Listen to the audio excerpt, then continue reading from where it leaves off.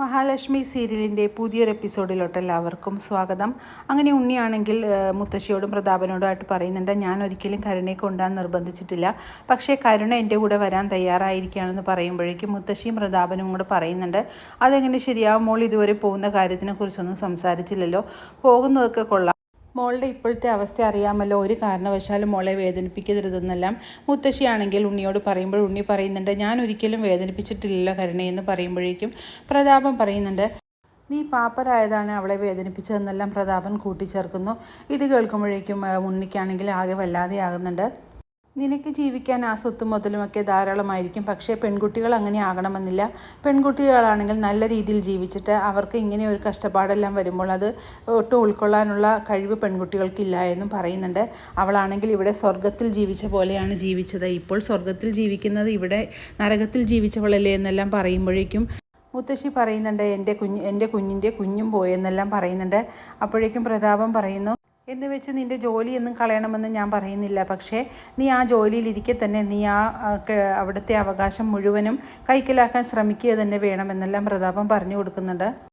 ഇപ്പോൾ എല്ലാ കാര്യങ്ങൾക്കും തടസ്സം നിൽക്കുന്നത് ഏട്ടത്തിൽ തന്നെയാണെന്ന് ഉണ്ണി പറയുമ്പോഴേക്കും പ്രതാപം പറയുന്നുണ്ട്, അവളുടെ എല്ലാം വിജയത്തിന് പിന്നിൽ ആ പൂജാമുറിയിൽ ഇരിക്കുന്ന അയ്യപ്പ വിഗ്രഹമാണ്, അതെടുത്ത് കളയാതെ നിങ്ങളുടെ ജീവിതത്തിൽ ഒരിക്കലും ഒരു വെളിച്ചം കാണില്ല എന്നെല്ലാം പ്രതാപം പറയുന്നുണ്ട്.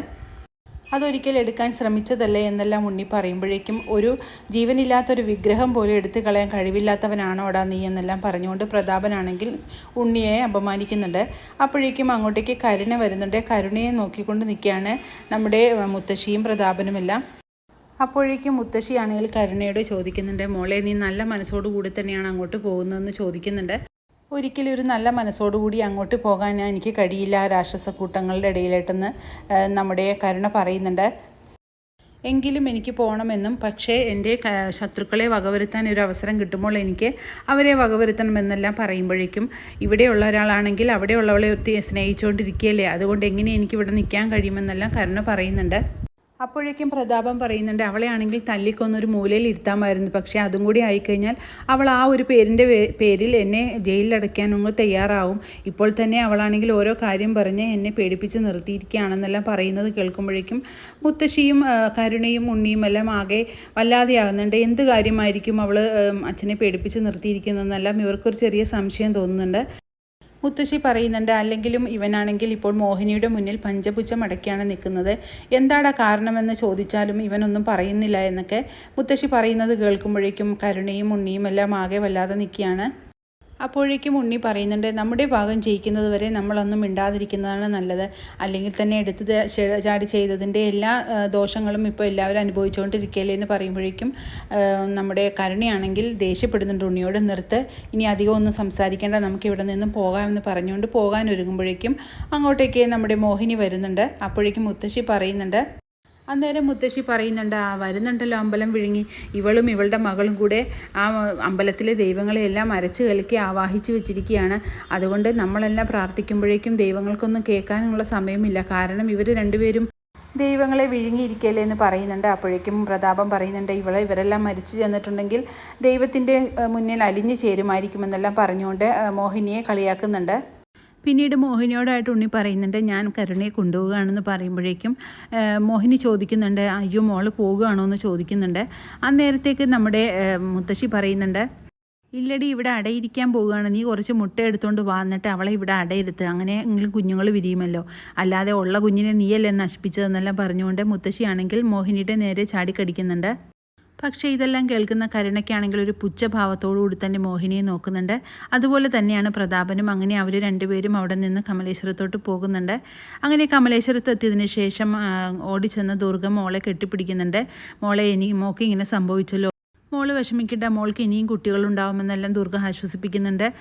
പിന്നീടാണെങ്കിൽ കണ്ണൻ അങ്ങോട്ട് വരുന്നുണ്ട്. അത് കാണുമ്പോഴേക്കും കരുണയ്ക്കാണെങ്കിൽ ദേഷ്യം ഇരട്ടിക്കുന്നുണ്ട്. അങ്ങനെ കണ്ണൻ്റെയും മഹാലക്ഷ്മിയുടെയും അടുത്തോട്ട് ചീറ്റപ്പുലിയെ പോലെ തന്നെ കരുണ പാഞ്ഞെടുക്കുന്നുണ്ട്. എന്നിട്ട് മഹാലക്ഷ്മിയോടായിട്ട് പറയുന്നുണ്ട്, എൻ്റെയും ഉണ്ണിയേട്ടൻ്റെയും കണ്ണീരാണ് നിൻ്റെയൊക്കെ സന്തോഷം എന്നെല്ലാം പറയുന്നുണ്ട്. അപ്പോഴേക്കും മഹാലക്ഷ്മി പറയുന്നുണ്ട്, നീ അനാവശ്യമായിട്ടുള്ള കാര്യങ്ങളൊന്നും പറയണ്ട, നിന്നേക്കാളും വിഷമം എനിക്കുണ്ടെന്നെല്ലാം മഹാലക്ഷ്മി പറയുന്നുണ്ട്. അപ്പോഴേക്കും കരുണ പറയുന്നുണ്ട്, നിനക്കെന്ത് വിഷമം, എൻ്റെ കുഞ്ഞിനെ നീ നഷ്ടപ്പെടുത്തിയിട്ട് നീ വലിയ ആൾ ചമയുന്നോ എന്നൊക്കെ ചോദിച്ചുകൊണ്ട് മഹാലക്ഷ്മിയുടെ അടുത്ത് തട്ടിക്കയറുന്നുണ്ട് കരുണ. എന്നിട്ട് പറയുന്നുണ്ട്, നിനക്കില്ലാത്തതൊന്നും എനിക്കും വേണ്ട എന്ന് നിൻ്റെ ഈ ചിന്തയുണ്ടല്ലോ, ആ ഒരു ചിന്ത കൊണ്ട് നിന്നെ ഈ ഒരു ദിവസം അനുഭവിക്കോടി എന്നെല്ലാം പറയുന്നുണ്ട് കരുണ. അപ്പോഴേക്കും മഹാലക്ഷ്മി ആണെങ്കിൽ പറയുന്നുണ്ട്, നീ ആവശ്യമില്ലാത്ത വർത്തമാനം പറഞ്ഞിട്ടുണ്ടെങ്കിൽ നിന്നെ ഞാൻ ശരിയാക്കും എന്ന് പറഞ്ഞുകൊണ്ട് മുഖത്തിനിട്ടൊരടി കൊടുക്കുന്നുണ്ട് മഹാലക്ഷ്മി. അപ്പോഴേക്കും കണ്ണൻ പറയുന്നുണ്ട്, മഹാലക്ഷ്മിയെ അനുസരിക്കാത്തവരാരും ഈ വീട്ടിൽ നിന്ന് പോകണമെന്ന് ഞങ്ങൾക്ക് ഒരു താല്പര്യമില്ല, ഇഷ്ടമുള്ളവർക്ക് മാത്രം ഇവിടെ നിന്നാൽ മതിയെന്നെല്ലാം കണ്ണനും തുറന്നടിക്കുന്നുണ്ട്. പിന്നീട് അങ്ങോട്ട് സീമന്തിന് വരുന്നുണ്ട്. എന്നിട്ട് കണ്ണനോടായിട്ട് പറയുന്നുണ്ട്, എൻ്റെ മോനെ എങ്ങനെയെങ്കിലും രക്ഷപ്പെടുത്തണം, നിനക്ക് മാത്രമേ അതിന് സാധിക്കുള്ളൂ എന്നെല്ലാം കണ്ണനോട് പറയുമ്പോഴേക്കും കണ്ണൻ പറയുന്നുണ്ട്, അമ്മാവനും കൂടെ മകനെ വളർത്തി വഷളാക്കി അവനെ ഒരു ക്രിമിനലാക്കി. നിങ്ങൾ തന്നെയാണ് നിങ്ങളുടെ മകനെ കളഞ്ഞത്, അതുകൊണ്ട് അനുഭവിക്കും. ഞാൻ ഒരിക്കലും അവന് വേണ്ടി ഒരു വക്കാലത്തിന് വരില്ല എന്ന് കണ്ണൻ തീർത്തു പറയുന്നുണ്ട്. പിന്നെ ഞാൻ സഹായിക്കാം, സ്വാതിക്കൊരു കല്യാണാലോചന വരികയാണെങ്കിൽ അത് ഞാൻ നല്ല രീതിയിൽ നടത്തിത്തരാൻ ഞാൻ തയ്യാറാണ്. അങ്ങനെ ഒരു കാര്യം വരുമ്പോഴേക്കും അമ്മായി എൻ്റെ അടുത്തോട്ട് വാ, അത് സാധിച്ചു തരാമെന്ന് പറയുന്നുണ്ട്. അപ്പോഴേക്കും സീമന്തിന് പറയുന്നുണ്ട്, ഈ ജയിൽ പുള്ളിയായിട്ടുള്ള ഒരുത്തൻ്റെ പെങ്ങളെ ആര് കെട്ടാനാണ് മോനെ, അതുകൊണ്ട് നീ എങ്ങനെയെങ്കിലും അവനെ ഇറക്കി തരണമെന്ന് പറയുന്നുണ്ട്. അമ്മായി ആ ഒരു കാര്യം മാത്രം എൻ്റെ അടുത്ത് പറയണ്ട, അത് നടക്കില്ല എന്ന് ഞാൻ തീർത്ത് പറഞ്ഞു. അതുകൊണ്ട് അതിനുവേണ്ടി അമ്മായി ഇവിടെ നിന്ന് നേരം കളയേണ്ട കാര്യമില്ല, ഇവിടെ നിന്ന് പൊക്കോളാൻ പറയുന്നുണ്ട് കണ്ണൻ. അങ്ങനെ വളരെ വിഷമത്തോടുകൂടി തന്നെ അവിടെ നിന്ന് പോകുന്ന സീമന്തിനെ കാണിച്ചുകൊണ്ടാണ് ഇന്നത്തെ എപ്പിസോഡ് അവസാനിക്കുന്നത്. ഈ റിവ്യൂ ഇഷ്ടമാകുകയാണെങ്കിൽ ലൈക്കും ഷെയറും സബ്സ്ക്രൈബും ചെയ്ത് സപ്പോർട്ട് ചെയ്യണേ. പുതിയൊരു എപ്പിസോഡിനായിട്ട് നമുക്ക് കാത്തിരിക്കാം.